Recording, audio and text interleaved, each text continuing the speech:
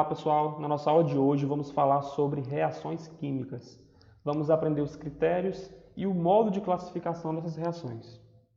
De início, nós podemos definir uma reação química como resultado da transformação que ocorre nas substâncias, ou seja, quando os átomos de determinada substância se rearranjam modificando seu estado inicial.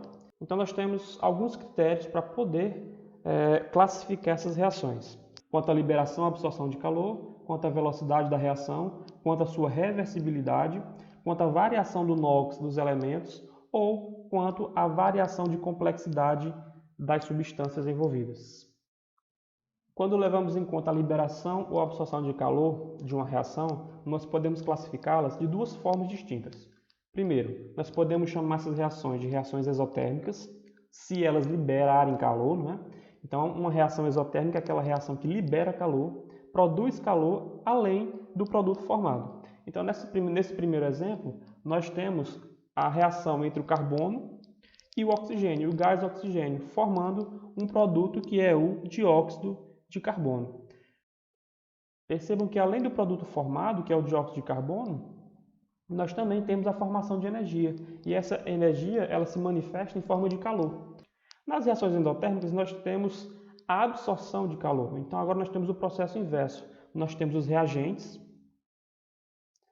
esses dois reagentes, que é o gás nitrogênio e o gás oxigênio, mais uma certa quantidade de calor que é empregada nesse processo para produzir o nosso produto. Então, nós temos reações isotérmicas, que liberam calor, e reações endotérmicas, que absorvem calor. Quando levamos em conta a velocidade da reação, nós também podemos classificar essas reações de duas formas distintas. Nós podemos classificar uma reação como uma reação lenta ou como uma reação rápida. Então aqui nós temos dois exemplos, um para cada tipo de reação. Nesse primeiro exemplo nós temos o processo da formação da ferrugem, que é a reação entre o ferro e o oxigênio, que se classifica como uma reação lenta por demorar um certo período de tempo para poder acontecer. E na reação rápida nós temos aqui o exemplo da combustão do etanol, que é o processo, a reação que ocorre entre o etanol e o oxigênio, produzindo dióxido de carbono e água. Essa reação é uma reação praticamente instantânea. Ela não demora muito tempo para acontecer, por isso que ela é uma reação rápida. Quanto à sua reversibilidade, nós podemos classificar uma reação como reversível ou como irreversível. Uma reação reversível é aquela reação que ocorre nos dois sentidos, ou seja, no sentido da formação do produto e no sentido da formação do reagente. Então, nesse primeiro exemplo aqui, nós temos o hidrogênio e o iodo reagindo para formar o ácido iodídrico. Então, nós podemos formar esse ácido a partir dos dois reagentes, como nós também podemos formar esses dois reagentes a partir da decomposição do ácido. Então, nós temos uma reação química que ocorre nos dois sentidos. E uma reação química irreversível é aquela reação química que só ocorre em um sentido possível. No caso aqui nós temos um exemplo da formação do dióxido de enxofre, através da reação do enxofre com o oxigênio gasoso. Percebam que nas reações reversíveis nós temos uma seta dupla, que está indicando os dois sentidos, logo uma reação reversível. E na reação irreversível nós temos uma seta em um único sentido apenas para indicar a reação irreversível.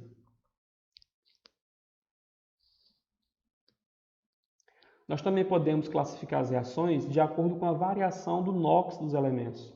Aí nós vamos chamar essas reações de oxirredução ou reações que não são de oxirredução. As reações de oxirredução são aquelas reações em que ocorre a variação de NOx de um ou mais elementos. E o NOx nada mais é do que a carga elétrica que o elemento possui ou adquire quando ele participa de alguma reação ou ligação química. Então percebam, nessa reação química aqui, entre o zinco e o cobre, nós temos nos reagentes o zinco com o seu número de oxidação, o NOx, igual a zero, porque não tem nenhum número aqui em cima. Então, como não tem nenhum número, ele adquire uma carga igual a zero, então ele não tem NOx.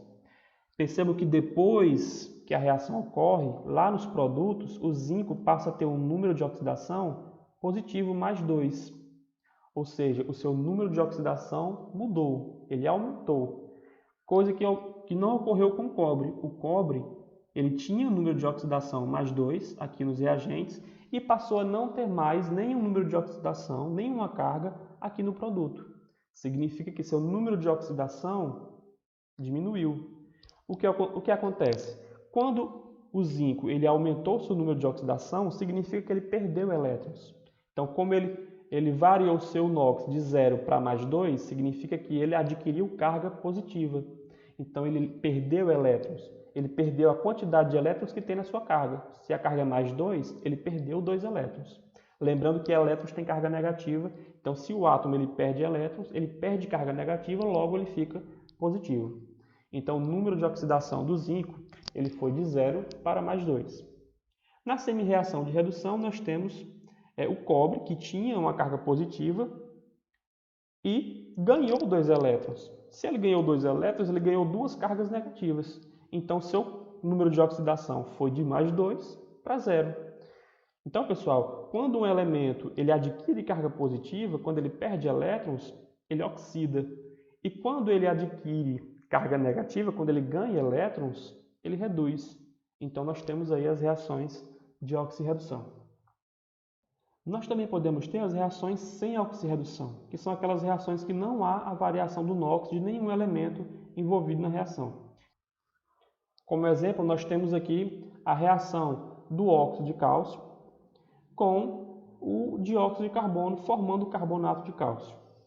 Nessa reação, o cálcio, assim como os demais elementos que participam dessa reação, possui o mesmo NOx, o mesmo número de oxidação nos reagentes e no produto. O cálcio no reagente tem NOx mais 2 e no produto também. O carbono no reagente tem NOx mais 4 e no produto também. E o NOx do oxigênio é menos 2 no reagente e no produto continua com o mesmo NOx. Então, essa reação é uma reação sem oxirredução. Por fim, pessoal, nós podemos classificar as reações químicas quanto à variação de complexidade das substâncias envolvidas. De início, nós podemos classificar uma reação como uma reação de síntese ou de adição, que são aquelas reações onde nós temos duas substâncias reagindo para formar um único produto. Então, percebam que nesses dois exemplos que eu coloquei aqui, nós temos dois tipos de síntese, a síntese total e a síntese parcial. Na síntese total, as duas substâncias reagentes são substâncias simples e formam um único produto composto. Lembrando que uma substância simples é aquela substância em que só possui um tipo de elemento. No caso aqui, nessa primeira substância, nós temos apenas o magnésio e no segundo reagente, nós temos apenas o oxigênio. E a síntese total é o tipo de reação química, é o tipo de síntese onde os dois reagentes, ou eles são duas substâncias compostas, ou ele possui pelo menos uma substância composta. No caso aqui, nós temos a reação entre o óxido de cálcio e a água, e os dois são substâncias compostas. As duas substâncias são compostas, porque o óxido de cálcio tem o cálcio e o oxigênio em sua composição, e a água tem o hidrogênio e o oxigênio, como nós já sabemos. Aqui nós temos as reações de análise ou decomposição, que é justamente o processo inverso da reação de adição. Lá na reação de síntese, nós temos duas substâncias formando uma. Aqui nós temos uma substância composta formando duas ou mais substâncias diferentes. Então, nós temos aqui uma reação de análise. Nós vamos ter a decomposição, a separação dos componentes para poder formar substâncias diferentes. Então, aqui nós temos três exemplos. Nesse primeiro exemplo, nós temos a pirólise, que é quando essa reação de decomposição ocorre na presença de calor. Esse símbolo significa a presença de calor para poder formar essas substâncias, para poder fazer com que a reação ocorra. Na fotólise, que é o outro tipo de reação de análise, nós temos a presença de luz. Então, aqui nós temos a decomposição da água oxigenada, do peróxido de hidrogênio. Essa decomposição vai formar água e oxigênio. E essa formação só vai ser possível quando nós temos a presença de luz como fator predominante. E por último, nós temos a eletrólise, que é a reação química que ocorre na presença de corrente elétrica. No caso aqui, nós temos a decomposição da água, que através de uma corrente elétrica, ela se decompõe em hidrogênio e oxigênio. Também podemos ter as reações de deslocamento ou de substituição, ou até mesmo de simples troca, que são aquelas reações que ocorrem quando nós temos duas substâncias ou mais os reagentes e duas substâncias ou mais os produtos, em que obrigatoriamente nós temos que ter uma substância simples e uma composta reagindo aqui nos reagentes, e nós temos que ter uma substância simples e uma substância composta nos produtos. Então, tanto nos reagentes como nos produtos, nós temos uma substância simples e uma substância composta. Nós temos aqui o exemplo do ferro reagindo com o sulfato de cobre. O ferro é uma substância simples, porque só tem o elemento ferro, e o sulfato de cobre é uma substância composta. Formando aqui o sulfato de ferro e o cobre no estado sólido. E por último, nós temos a reação de dupla troca ou de dupla substituição, que são aquelas reações que possuem duas substâncias ou mais compostas nos reagentes e duas substâncias ou mais compostas nos produtos. Então percebam que aqui nessa reação nós temos o nitrato de prata, que é uma substância composta, reagindo com o cloreto de potássio, que também é uma substância composta, formando o cloreto de prata e o nitrato de potássio. Então nós temos todas as substâncias compostas participando da reação. Ok, pessoal? Pessoal, então essa foi a nossa aula de hoje. Espero que vocês tenham gostado. Aqui nós falamos a respeito das reações químicas, abordamos suas classificações, as suas formas de classificação, os critérios que levam à classificação dessas reações. Ok? Até a próxima aula.